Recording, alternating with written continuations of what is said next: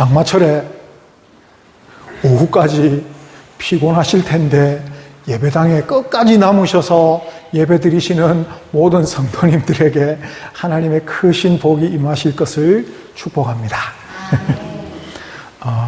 대한민국은 원체 미디어가 발달을 했고 또 믿는 사람들 수가 많아서 우리 대한민국의 섬 곳곳에도 교회가 안 세워진 곳이 없고 복음이 전파가 안 된 곳이 없습니다. 근데 이렇게 외국에 선교를 이렇게 나갈 때가 있습니다. 단기 선교나 이렇게 나가서 정말 한 번도 선교가 안 됐던 마을들을 이렇게 들어갈 기회가 몇 번 있었습니다. 바울 같은 경우에는 어느 마을에 가서 대부분 선교를 할 때 보면 말로써 복음을 탁 전파해가지고 이렇게 하나님 믿는 사람들이 쫙 늘어났는데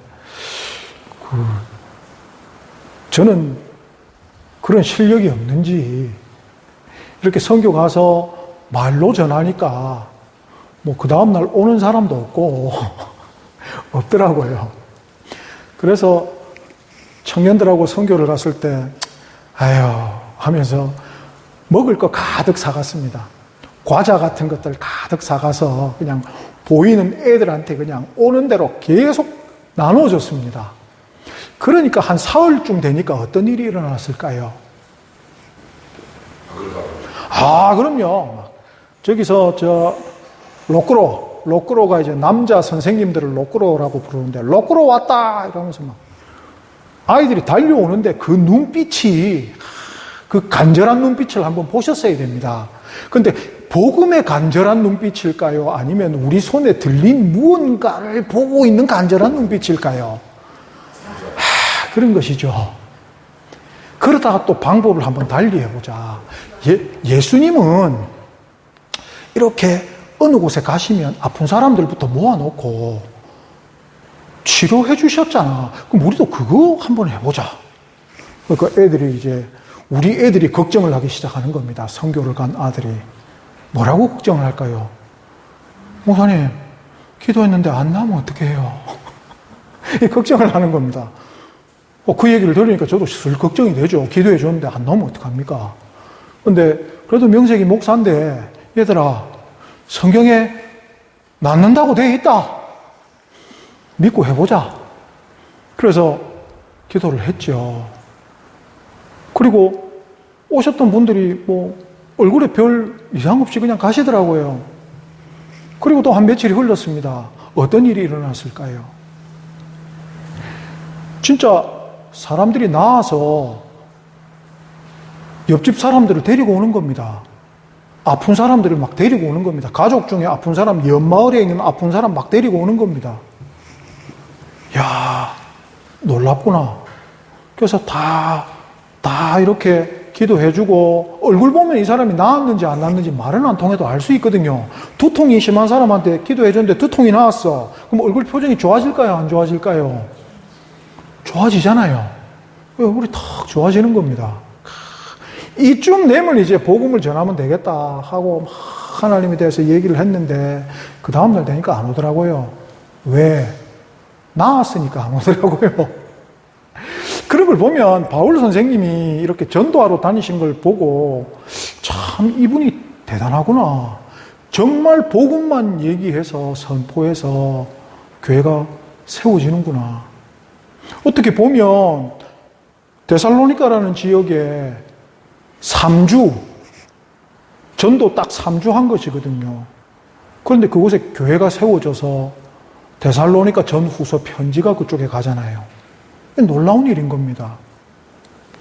저도 우리 교회 역사를 이렇게 찾아봤습니다. 우리 교회 역사를 어떻게 교회가 세워졌는가 해서 우리 교회 역사를 찾아보니까 이제 김봉용 목사, 그때는 전도사님이죠. 이강옥 집사님이 파송을 해서 51년도 9월에 이 섬에 들어오셨죠. 그리고 어떻게 선교하셨는지 잘 모릅니다. 그냥 알려진 바로는 초등학교 아래에 거적대기 깔고 추자동초등학교라고 그때는 불렸더라고요. 그래서 거기에 거적대기 깔고 모아놓고 예수가 신이다. 예수를 믿어야 구원받는다. 그렇게 말씀하셨다라고 증언해 주신 어르신들이 계셨습니다. 그래서 아는 것이죠. 대단하다. 그렇게 전했는데 세상에 우리 추강교회가 그렇게 세워지네? 라는 것입니다. 참 신기해요.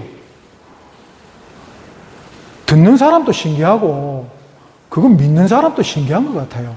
혹시 스스로 굉장히 안 신기하십니까? 본인이 예수를 진짜로 믿고 있다라는 게. 사람이 무리를 걸을 수 있습니까? 없습니까? 여기 다 바다분들이시잖아요. 바다 걸어보셨습니까? 걸어보신 분. 근데 예수님은 바다를 걸으셨고 베드로 선생님도 잠시나마 바다를 걸었다라고 합니다. 믿으십니까? 아니, 믿기십니까? 아니, 평생 바다에 사셨잖아요. 바다에 뛰어 들어가 보신 게 한두 번이 아니시잖아요. 근데 바다, 이런 걸 보면 어떻게 예수님 믿으십니까? 참 신기한 것 같아요. 오늘 본문에 예수를 믿고 있는 두 종류의 사람이 나옵니다. 예수님을 믿는다라기보다 두 종류의 사람이 나옵니다. 사람들이 나오는데 참 대조되는 사람들입니다. 이 대조되는 사람들을 비교함을 통해서 우리가 예수님 닮는다는 것이 무엇인지를 한번 배워보고자 합니다. 왜냐하면 예수 믿는 사람이 예수를 안 닮으면 가짜 예수쟁이 아닐까요? 예수의 성품을 담지 못한다면 분명하게 선포하는 건데 예수 잘못 믿었다라고 얘기할 수 있는 것입니다. 그래서 예수님의 성품 중에 어떤 배우고 싶은 분명한 성품이 하나 있는데 그것이 무엇인지 오늘 한번 배워보도록 하겠습니다. 제일 먼저 이제 데살로니가가 나오는데요. 데살로니가는 지금 그리스에 있는 항구 도시입니다. 부산 같은 도시라 생각을 하면 됩니다. 그리스에서 두 번째로 큰 도시. 가장 큰 도시인 수도인 아테네 다음으로 큰 도시가 데살로니가입니다. 큰 항구 도시입니다. 지금 인구가 100만 명이 넘습니다. 굉장히 큰 항구 도시죠. 그 항구 도시 그때도 컸습니다. 지금 바울 선생이 거기에 전도하러 갔는데 어디부터 갔느냐? 다행히 유대인들이 모이는 회당이 있는 것입니다. 하나님을 믿는 사람들, 예수 그리스도는 아직 믿지 않지만 하나님을 믿고 있는 유대인들이 있는 곳입니다. 그곳을 갔죠. 근데 그곳의 내용을 보면 이렇게 보면 유대인들만 있는 것 같지가 않습니다. 곧 어떤 사람 경건한 헬라인, 분명히 유대인들만 있어야 되는데 전도하다 보니까 그곳에는 이방인들도 있습니다. 참 신기하죠. 거기 가서 복음을 전합니다. 복음을 받아들이는 사람들이 있죠. 그런데 참 이상한 일이 하나 일어납니다. 어떤 일이 일어나느냐? 같이 있던 유대인들이 시기하여 얘기를 합니다. 시기하여. 복음을 전하는 일이 왜 시기를 받아야 할까요? 내가 좋은 걸 가지고 있습니다. 근데 이 좋은 건 무형의 자산입니다. 돈이 되지 않습니다. 무형의 자산입니다. 이걸 나누면 더 크게 나눌 수 있는 것입니다. 예를 들면 내가 어떤 기술을 가지고 있는 것입니다. 장인처럼 그 기술을 가지고 있어서 누구에게 전하지 않으면 이 기술은 끊어지는 기술입니다. 그러면 이것을 전하는 것이 기쁨일까요? 그냥 내 대해서 내가 이 기술 내가 마지막으로 끊어 먹어야지 하는 게 그 사람의 즐거움일까요? 당연히 전수해 주는 게 즐거움이잖아요. 근데 예수 믿는 게 하나님 믿는 게 돈 드는 것도 아닌데 그냥 구원을 얻게 되는 것인데 그걸 전하고 있는데 시기하고 있는 것입니다. 왜 이런 일이 일어날까? 또 거기에 그치는 것이 아니라 어떤 불량한 사람들을 데리고 와가지고 소동하게 합니다. 마을을 소동하게 하죠. 저 사람들 예수쟁이다라고 얘기를 하면서 마을에 분란을 일으키고 있습니다. 그러면서 야손의 집에 침입하고 끌어내려고 상당히 말도 거칠고 행동도 폭력적이죠. 이런 부류의 사람들이 있습니다. 그런데 이 부류의 사람들이 어떤 부류의 사람이라고요? 하나님을 믿는 사람들이 지금 그렇게 하고 있다는 것입니다. 그런데 이에 비해 어떤 사람들이 있냐면 도무지 이 동네에서 복음을 못 전할 것 같아서 박해가 심해서 이제 그 옆 동네인 베레아라는 곳으로 이동을 합니다. 베레아라는 곳은 아주 작은 농촌 마을입니다. 데살로니가에 비하면 참 볼품없는 작은 마을이거든요. 그곳에 갑니다. 그곳에 가서 똑같이 복음을 전합니다. 그런데 4절 말씀을 보면 이 베레아 사람들은 권함을 받고 따르니입니다. 그렇습니까? 라고 권함을 받습니다. 그 앞에 있는 얘기가 너그러워서입니다. 너그러워서. 마음이 너그러워서 권하는 것을 받고 따르면서 또 간절한 11절을 보면 간절한 마음으로 성경을 상고함으로 라고 되어 있습니다. 무엇인가를 지금 받아들이고 있는 것입니다.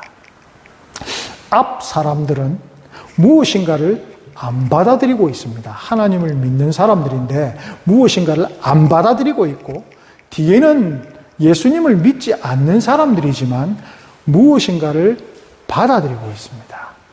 이것의 차이를 이야기하고 싶은 것입니다. 무엇일까? 사람들하고 토론을 할 때 내가 옳다라고 얘기하는 사람들의 장점은 자신의 의견을 끝까지 지킬 수 있다는 장점을 가지고 있지만 단점이 무엇일까요? 그 얘기인즉슨 다른 사람의 말은 틀렸다라는 것입니다. 내 말만 맞고 다른 사람의 말은 틀렸다라는 것입니다. 이게 참 큰 것입니다. 이 마음 속에 어떤 마음이 들어있느냐인데요. 내가 남보다 낫다라는 마음이 들어있는 것이죠.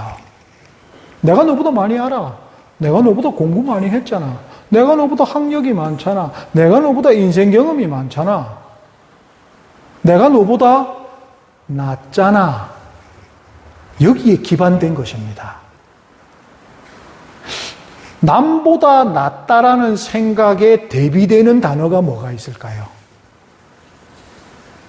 겸손. 예. 겸손이라는 단어가 있습니다.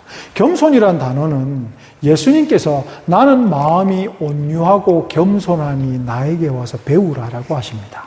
즉, 예수님께서 우리에게 명령하시는 것 중에 하나가 무엇이냐면 사랑하라도 있지만 겸손을 나에게 배우라라고 말씀하십니다. 그러면 예수님께서 하시는 어떤 일과 마음과 그 행동들과 말 중에는 겸손함이 있다라는 것인데 그 겸손함이 무엇이냐라는 것이죠. 예수님의 겸손은 과연 무엇일까라는 것입니다. 성경에서 얘기하는 겸손이 뭘까라는 것이죠. 공경할 겸자에 따를 손자입니다. 한자로 보면 공경하고 따르다라는 뜻이 겸손함입니다. 한자를 보니까 제가 생각했던 한자하고 좀 다르더라고요. 공경할 겸자에 따를 손자. 공경하고 따른다. 성경을 보면 시편 113편 5절 6절에 여호와 우리 하나님과 같은 이가 누구리요 높은 곳에 앉으셨으나 스스로 낮추사 천지를 살피시고라고 얘기합니다. 겸손의 첫 번째 의미가 무엇이냐면 높은 데 있으시나 스스로 낮추시사 이게 겸손의 뜻이라는 것이죠. 예수님께서는 하나님이십니다. 누군가가 예수님께 명령할 수 있는 아무런 권한이 없습니다. 예수님은 하나님과 함께 하시는 동격이십니다. 그런데 이 땅에 내려오셔서 하나님께서 예언해 주신 모든 내용을 자기 뜻이 아닌 하나님의 뜻에 따라 순종하셨습니다. 그것을 무엇이라고 부르냐면 겸손이라고 부릅니다. 본인의 뜻대로 하실 수 있음에도 불구하고 스스로를 낮추사 하나님을 공경하여 순종함. 사람들끼리 또 혹은 성경에 나와 있는 것을 보면 남을 나보다 낮게 여기고라는 단어가 있습니다. 남을 나보다 낮게 여기고. 참 좋은 단어죠. 아까 내가 남보다 낫다라고 생각할 때 우리는 다른 사람의 의견을 받아들이지가 않습니다. 근데 남이 나보다 낫다라는 마음을 가지고 있으면 의견을 수용할 수 있는 것이지요. 그러니까 남이 나보다 낫다라는 건 사람이 상당히 겸손한 것입니다. 예수님의 속성에 닮은 것이지요.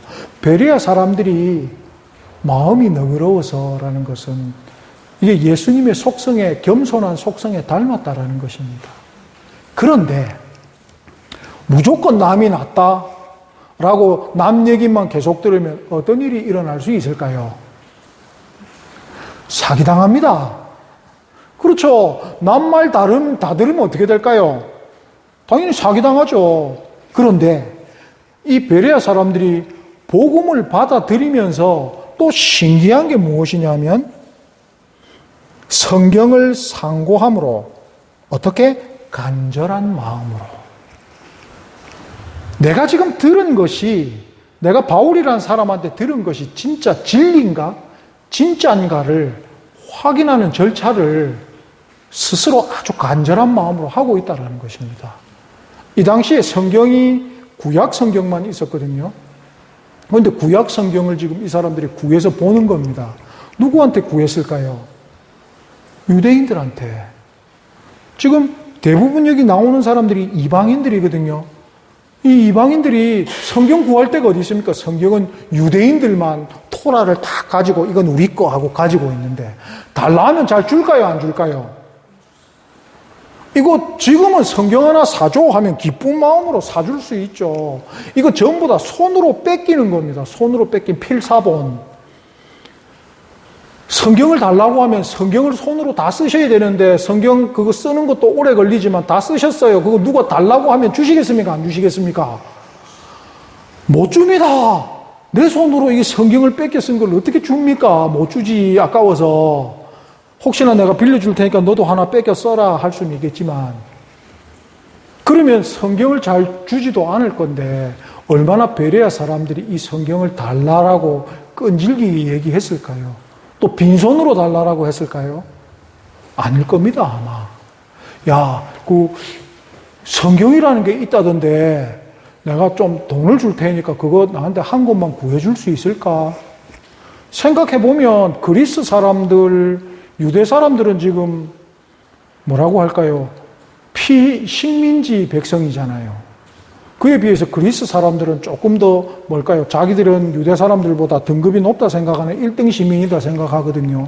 근데 가서 뺏드는 것도 아니고 야, 성경 하나만 주라. 그래서 받아와서 이렇게 보면서 바울이라는 사람이 우리에게 전해준 게 사실인가? 하나님이란 신이 선지자들을 통하여 예수 그리스도를 예언한 것이 진짜인가? 라는 것을 확인하고 있는 것입니다. 간절한 마음으로. 예. 겸손하다는 것이 무엇일까 생각을 해봅니다. 다른 이들이 하는 행동이나 것에 대해서 뭘까요? 그 사람이 낫다 혹은 그럴 수도 있겠구나 혹은 기다려줄 수 있는 마음 아닐까요? 예수님께서 겸손하시다라는 것은 예수님은 즉각적인 처분하실 수 있는 권위를 가지고 계신 분이십니다. 즉각적으로 심판하실 수 있는 권위를 가지신 이 세상의 왕이십니다. 그런데 가장 가까운 제자들의 예를 보면 3년 6개월 동안 기다려주시죠. 그리고 승천하실 때도 기다려주십니다. 성령이 오실 때까지 제발 좀 기다려라. 성령이 다 임하셨다라고 해서 즉시 하나님의 사람이 되었는가? 아닙니다. 바울하고 베드로하고도 싸운 일이 있고 바울하고 바나바하고도 싸운 일이 있고 별일이 다 있습니다. 그런데 예수님께서 그걸 다 기다려 주시는 것이죠. 왜? 그게 겸손함이시니까. 여기서 우리는 두 부류의 사람을 구분할 수 있습니다. 두 부류 다 이제는 하나님을 믿는 사람이죠. 그런데 한 부류는 인정하지 않는 사람. 내가 가진 것이 옳다. 자, 하나 예를 들어 보겠습니다. 하나님의 진리는 틀린 것이 있습니까? 없습니까?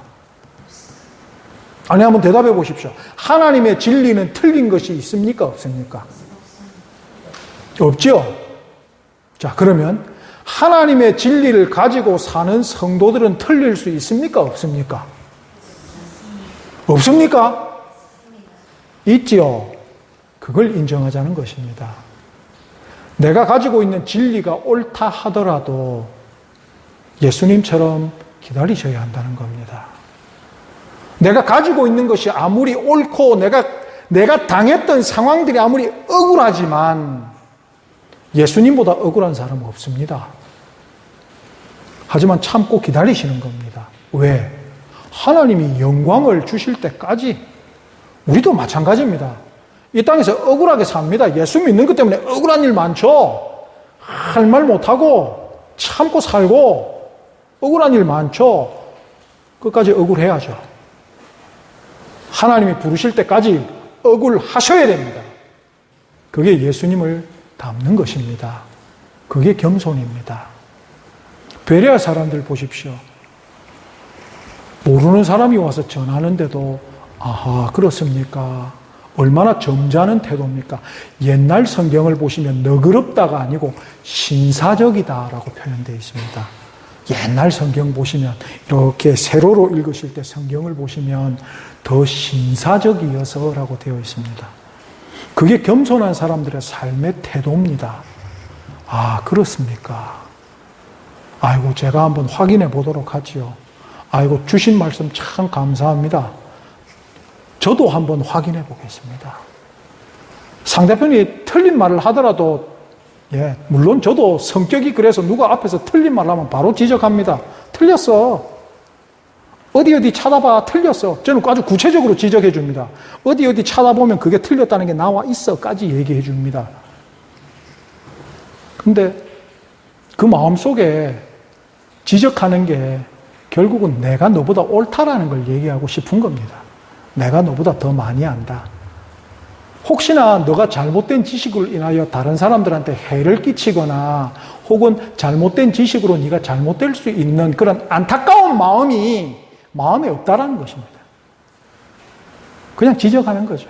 너 틀렸어. 내가 너보다 나아. 근데 예수님은 설령 죄를 지어서 끌려온 여인에게도 아무 말씀 안 하십니다. 그리고 다시는 죄를 짓지 마라 하시거든요. 기회를 주시는 겁니다. 우리도 데살로니가 사람들이 될 수 있고 베레아 사람들도 될 수 있습니다. 이젠 우리가 어디에 속해야 될지 내 삶의 태도를 바꿔야 된다는 것입니다. 마음도 바꿔야 되는 것이고 태도도 바꿔야 되는 것이고 말도 바꿔야 되는 것입니다. 나는 언제나 틀릴 수 있다. 예수님은 틀리실 수도 없지만 겸손하셨으니까 우리는 틀릴 수도 있으니까 더 겸손하자는 것입니다. 누군가가 나에게 이야기를 해도 말도 안 되는 소리 해도 그러십니까? 그렇군요. 하하하. 저도 한번 찾아보도록 하겠습니다. 그렇게 함을 통해서 예수님의 성품을 닮아가실 수 있는 모두가 되시기를 예수님의 이름으로 축복합니다. 더 너그러우신 베레아 성도님들처럼, 야, 추강교회 성도님들이 옛날에는 딱딱했는데 지금은 뭐 정말 갓 지어낸 떡처럼 말캉말캉 하시더라 라는 소문이 났으면 좋겠습니다. 그럼에도 불구하고 속이기 쉬운 사람은 아닌, 왜? 진리를 찾아보는 사람들이니까.